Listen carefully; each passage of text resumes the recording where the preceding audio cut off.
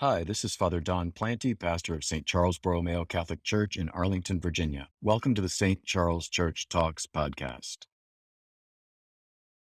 My talk this evening is an invitation to all of you to turn off your phones, turn off your computers, turn off your iPads, turn off your televisions, turn out your roommates, stay out of the bar, stay out of the restaurant, go home, make a nice cup of tea or a nice cup of hot chocolate, and curl up with a really good book that can transform your life and make you a better Christian.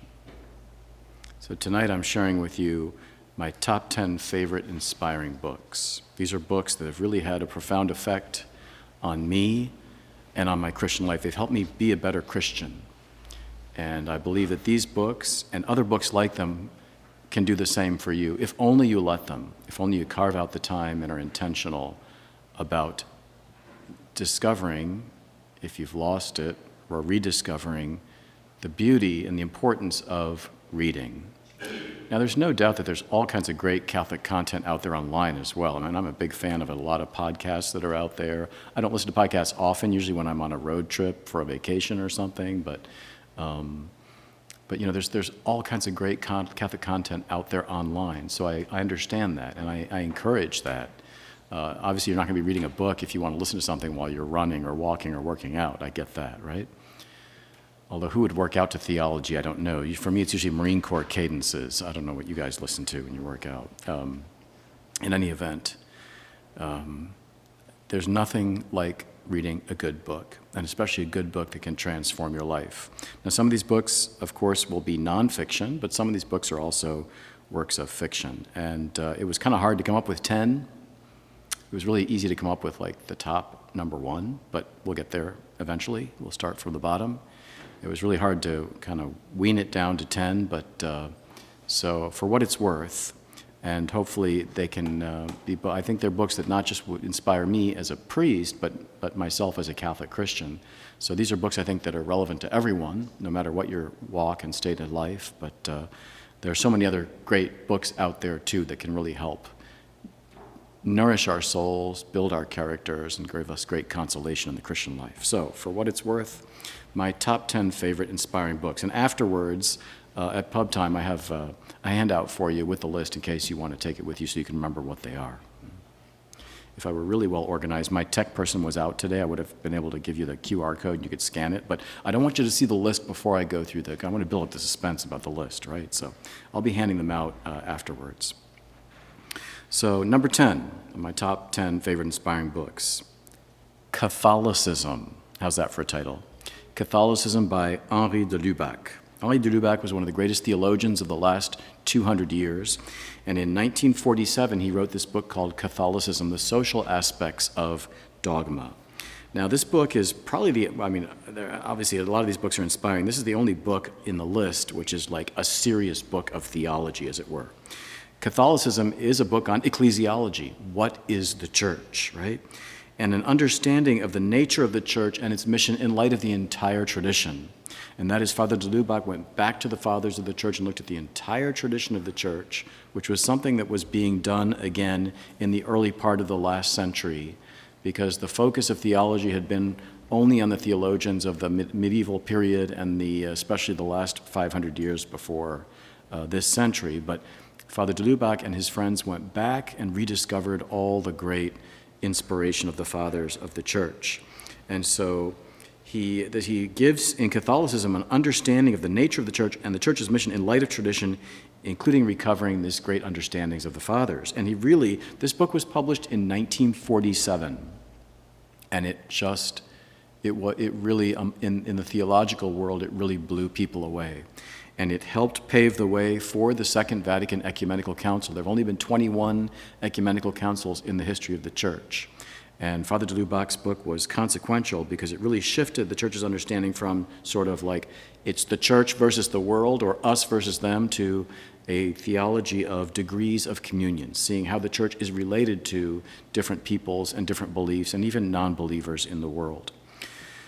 He was such an influential theologian that he was then asked to be a peritus as a young priest at the Second Vatican Council. He was there as a theological advisor. And then later on, when he was elderly, Pope St. John Paul II made him a cardinal. As a matter of fact, the story is told, it's a true story, when Pope St. John Paul II was on his first apostolic visit as Pope to France. He was in Paris, and he gave a talk to the Académie Française. And the members of the Académie Française are called des immortels, the immortal ones. It's the greatest society of French thinkers and writers and influential social and cultural people.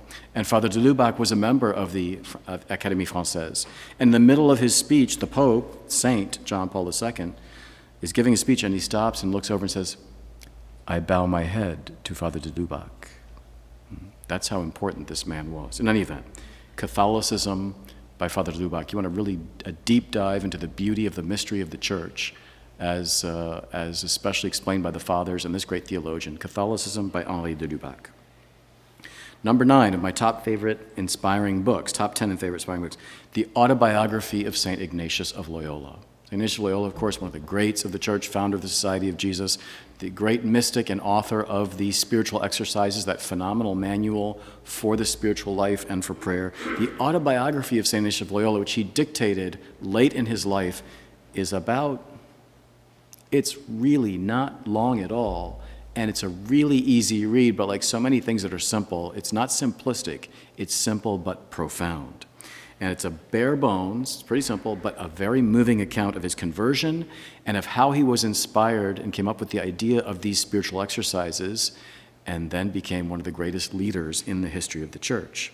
At times, it's radically challenging, and it tells the story of his conversion from seeking glory in the world and worldly glory to the greater glory of God, the motto of the Society of Jesus, ad maiorem Dei gloriam, for the greater glory of God. It can be radically challenging about conversion, but it also is greatly humorous. And he tells about his conversion. A lot of it came through reading the lives of the saints. He said, I realized, why, instead of worldly glory, why can I not do what St. Francis did? Or why can't I do what St. Dominic did? You see in the history of the saints, the lives of the saints, that they were inspired by their saints. Hint, hint, folks. You read the lives of the saints, you get inspired by them, and you want to be like them, right? So the autobiography of St. Ignatius of Loyola. Earlier today, texting, I shared this list with some former students of mine, and one of them wrote back and said, "Padre, man, I read the autobiography of St. Ignatius of Loyola twice last year. It was so awesome. I read it twice last year," because it's an easy read, but there's a lot going on there. Wonderful, inspiring life. And again, saints inspiring other saints. Right? Number 8 of my top 10 favorite inspiring books, The Four Loves by C.S. Lewis. Now, C.S. Lewis, of course, is not Catholic, but he was definitely a fellow traveler. An extraordinary Christian gentleman with great writings about so many different aspects of the Christian life. And The Four Loves focuses on the 4 types of love. Now, English in general is a very vocabulary-rich language. If you look at a basic English dictionary, does anyone have hard copy dictionaries anymore in their lives? Do we do this anymore? If you look at your standard, English dictionary, it's a pretty big book compared to like your standard Italian dictionary or standard Spanish or French dictionary.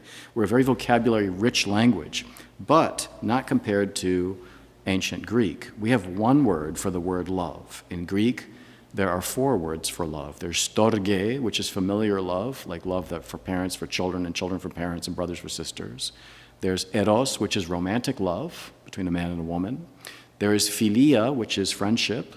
And there is agape, which is divine love, the love of grace and of God.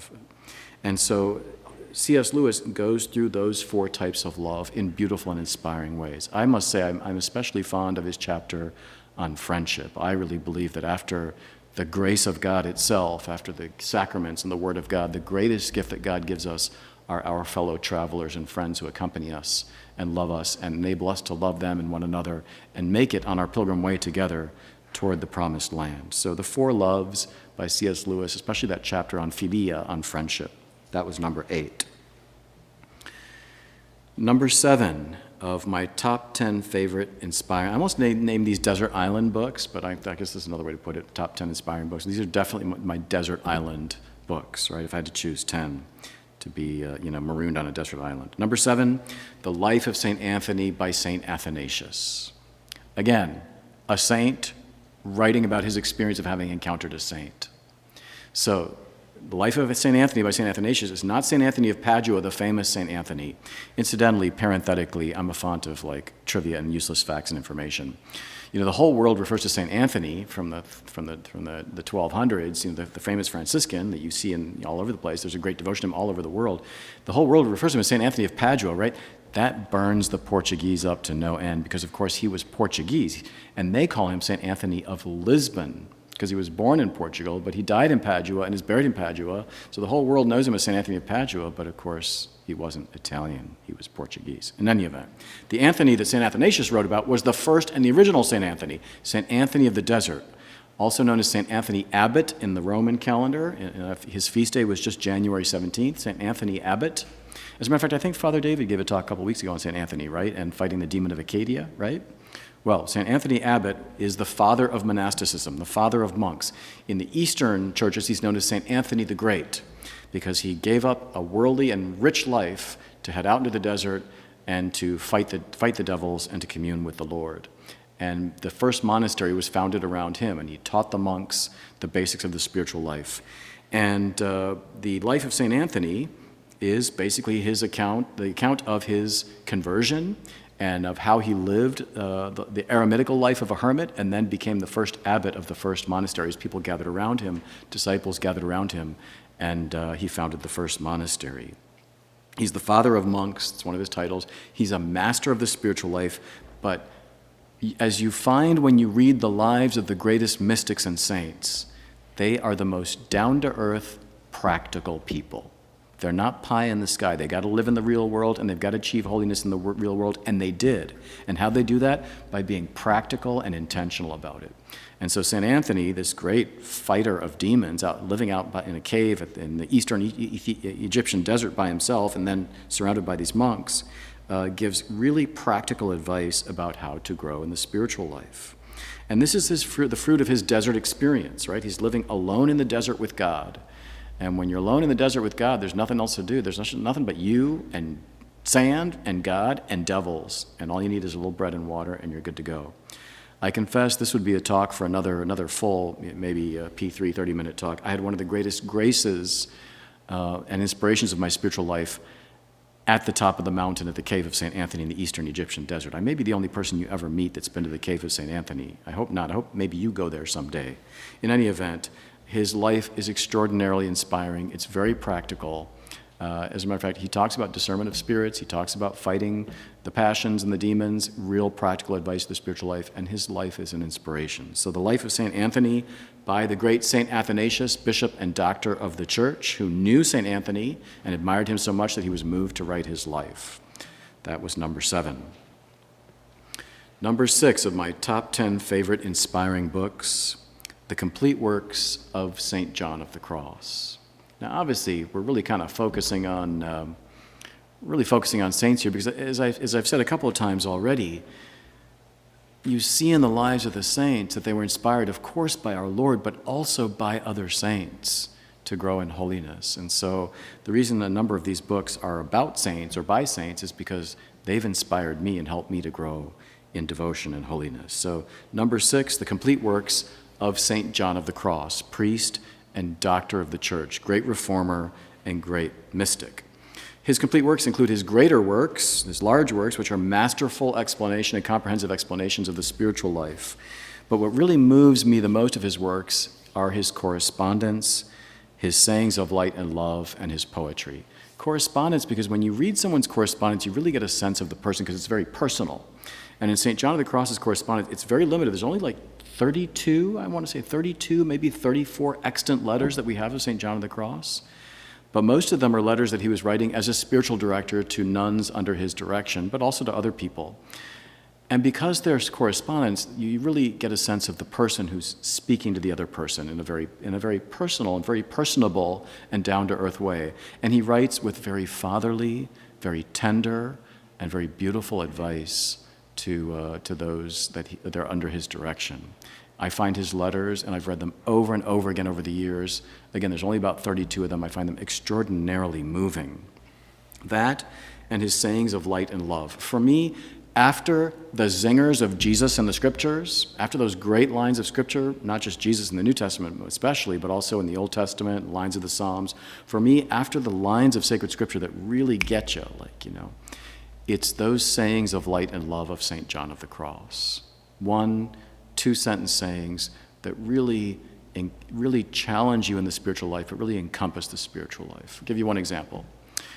Niega tus deseos y hallarás lo que desea tu corazón. Deny your desires, and you will find what your heart desires. In other words, deny your worldly desires, and you'll find what your heart really desires. That's Jesus. One of his sayings of light and love. Loving, practical spiritual advice there and in his correspondence, as well as his poetry. His poetry is sublime, and all the great writers of the Spanish language throughout history, obviously since St. John of the Cross, but even atheists and anti-clerical experts in Spanish literature will tell you that St. John of the Cross is one of the top 10 greatest poets of that beautiful Castilian language.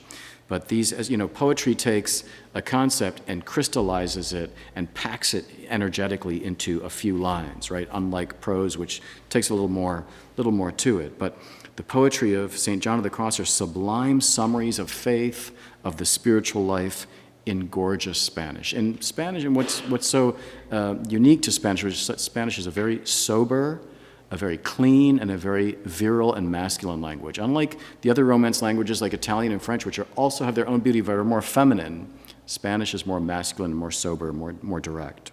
So I'll give you one example of a poem of St. John of the Cross, and it's entitled Summary of Perfection. In 4 simple lines, a summary of what the perfection of the Christian life is, perfection in the Christian life. Suma de perfección, olvido de lo criado, memoria del Criador, atención a lo interior y estarse amando al amado. Summary of perfection. Forgetting what is created, remembering the Creator, attention to the interior life, and there to love the beloved. That's the spiritual life, my friends. That's Christian perfection in 4 simple lines by a great mystic and doctor of the Church. Number 6 of my top 10 favorite inspiring books, the complete works of St. John of the Cross. Number 5, top 10 favorite inspiring works, The Diary of a Country Priest by George Bernanos. George Bernanos was one of the great French novelists of the 20th century. The 20th century saw a real flowering of Catholic literature and culture in France, even though France had become so atheistic and so anti-clerical as a society. Nevertheless, some great Catholics emerged in the French cultural scene during the 20th century. One of them was George Bernanos. And George Bernanos had flirted with different extremes in his life, even politically, but ultimately he really found a great Catholic balance, and he's a great example of someone who embraced the balance of Catholicism, who didn't find himself at home either with the angry trads or with the crazy libs, right? He was authentically Catholic, which is balanced, right? Catholicism is always the balance and avoiding the extremes. And George Bernanos was a man who was extraordinarily, had a great Catholic sensibility. Another great theologian of the last 100 years, a friend of Cardinal de Lubac's, that is Hans Urs von Balthasar, wrote a complete monograph on Bernanos because of his great Catholic sensibility. Well, The Diary of a Country Priest by George Bernanos is an extraordinary insight into the life and the heart of a parish priest, and life in a parish, and life for Catholics, because it's not just what goes on in the life and the heart of the priest, but it's also his experiences and encounters with children, with married people, with wealthy people, with poor people, with other priests, with atheists, and everything that goes on in his life. And in this book, you find that what happens in his life as a priest, but also what happens in the parish, what happens in other people's lives, is timeless. Because the questions that all of humanity is wrestling with, the questions that we're all always wrestling with, are timeless. And in this great Diary of the Country Priest, it's an imagined, it's fiction, it's an imagined diary of a country priest. There are great lessons on the spiritual life and on prayer. And actually, a lot of people don't know this, even a lot of priests that are familiar with this novel. The key to understanding The Diary of a Country Priest is the life of St. Therese of Lisieux, of St. Therese of the Child Jesus and of the Holy Face. She was George Bernanos' great inspiration. As a matter of fact, his nightstand reading that he read before he went to bed every night were The Last Conversations of St. Therese, another great Carmelite, right? She's famous for her spiritual works, the story of her soul, but there are many other writings of hers, and her last conversations were the conversations that were recorded during her last year. She slowly died of tuberculosis with the other nuns. And so George Bernanos was inspired by St. Therese. As a matter of fact, a line of St. Therese's from her last conversations is the last line of the Diary of a Country Priest. If you get the book, and I recommend you get it and read it, do not jump to the last page and read the last line. But the last line is right out of St. Therese, and it's the key to understanding the whole book. It's not just for priests. It's one of the greatest Catholic novels of all times. That's number 5, The Diary of a Country Priest by George Bernanos. Number 4 of my top 10 favorite inspiring books. They kind of are ranked in order, más o menos. I kind of tried to do that. Again, it's hard. I had to leave about 300 other books out, but these are about the top 10. So number 4, my girlfriend. I have 2 girlfriends, Ella Fitzgerald and Flannery O'Connor, right? Number 4, The Habit of Being, Letters of Flannery O'Connor. Flannery O'Connor, you may know, another great Catholic short story writer and novelist. She only wrote 2 novels in her short life, a number of extraordinary short stories, some nonfiction works too, a lot of conferences that she gave that have been collected, conferences she gave at colleges and to writers and other artists. But Flannery O'Connor died in, I want to say it was 1964, in her 30s. But she was a remarkable, extraordinary novelist. But not only that, novelist and short story writer. She had an extraordinary, again, Catholic balance and sensitivity, and sensibility, I should say. Flannery O'Connor had no patience for this kind of hyper-pious 1950s holy card spirituality. She knew the Catholics had to be real and deeper than that. And her spirituality is a no-nonsense, down-to-earth, Catholic, gritty spirituality, which is why her short stories, which shocked all the society ladies of Georgia where she grew up, are full of rapes and murders and misfits and freaks. She's dealing with real life, and everything she writes about is the action of grace in people's lives, how God acts with grace in people's lives, and sometimes how they refuse that grace, and sometimes how it radically transforms their lives. In any event, she was a down-to-earth, no-nonsense Catholic. And her letters, again, people's correspondence is very personable, right? Because you see who they are. And Flannery O'Connor's writing to other Catholics, but she's writing to a lot of non-Catholics. Because she was an artist, a writer, a novelist, and a short story writer, she knew a lot of other artists, most of whom were unbelievers or atheists or agnostic or struggling. And so in her letters, there's a lot of great apologetics going on. She's explaining and defending the Catholic faith. And she does it in down-to-earth, witty, and almost roll-on-the-floor laughing ways, but also at times very moving and profound ways. I find myself always going back to her letters. And, letters are great, too, because you keep them by your nightstand. You can read, 1 or 2 letters at a time. If you get sucked in, you can read them for an hour. But if you just want to read something, for 15 minutes before you turn off the light or whatever, you can read a few letters of correspondence. Convincing apologetics, moving testimonies from her own life with an earthy wit and LOL humor. Flannery O'Connor's The Habit of Being, her collected letters. You will fall in love with the woman. And my experience was when I first read it, and I go back to it all the time.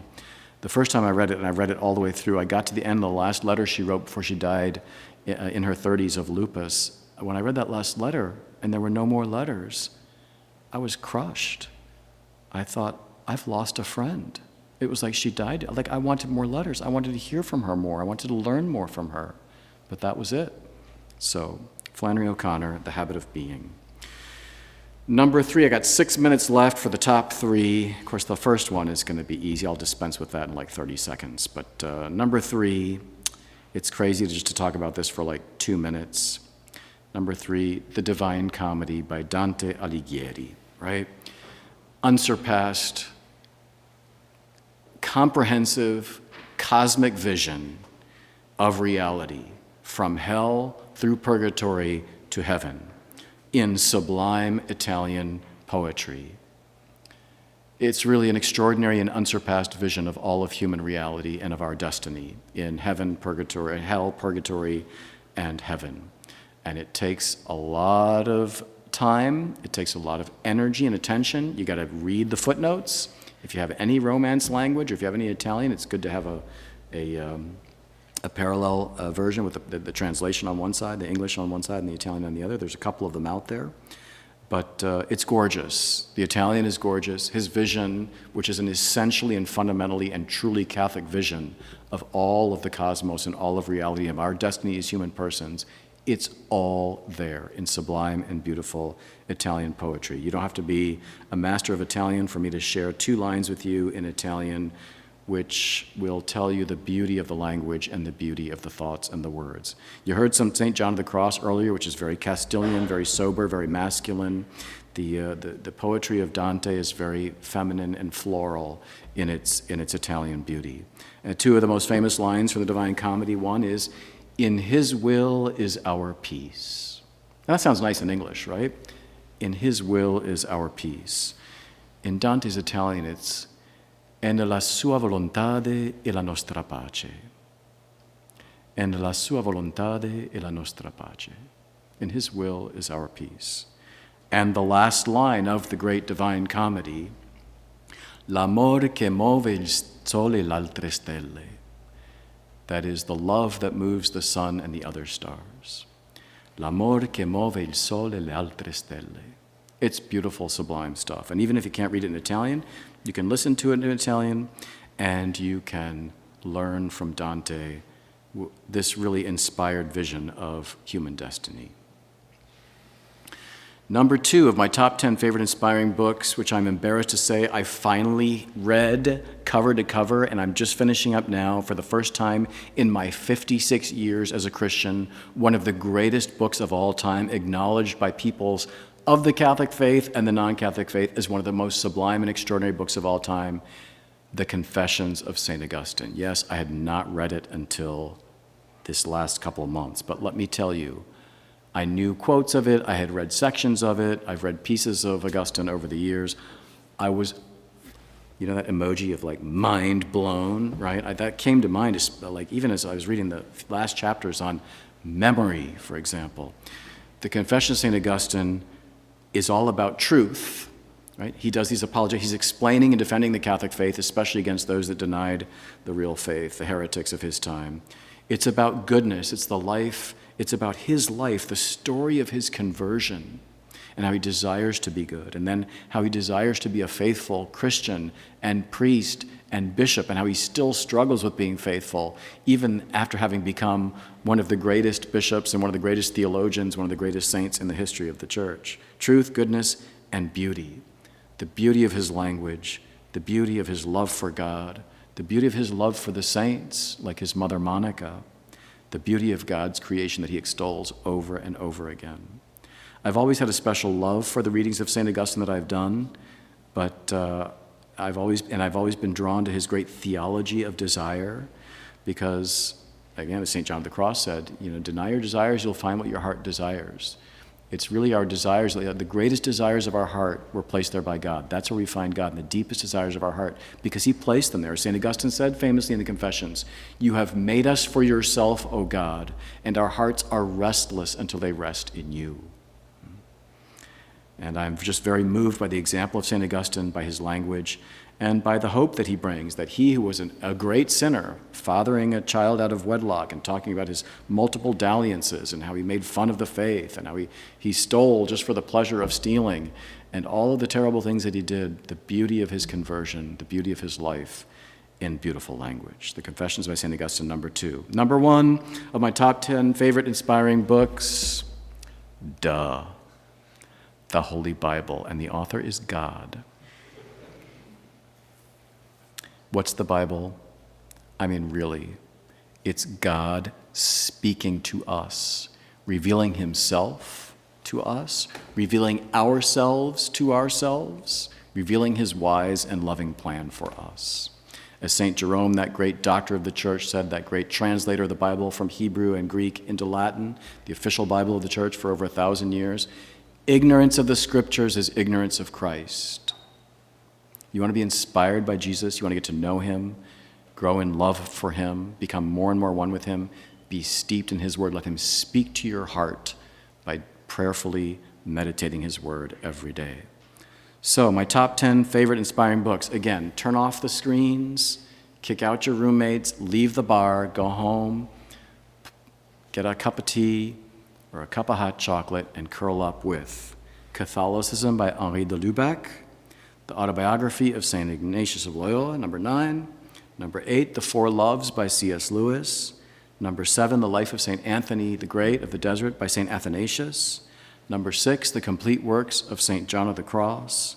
Number 5, The Diary of a Country Priest by George Bernanos.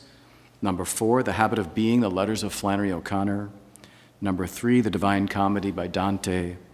Number 2, The Confessions by St. Augustine. And number 1, the Bible by God. Amen. Thanks for joining us today, and please remember to subscribe, and if you enjoyed our show, give us a rating on Apple Podcasts. May God bless you.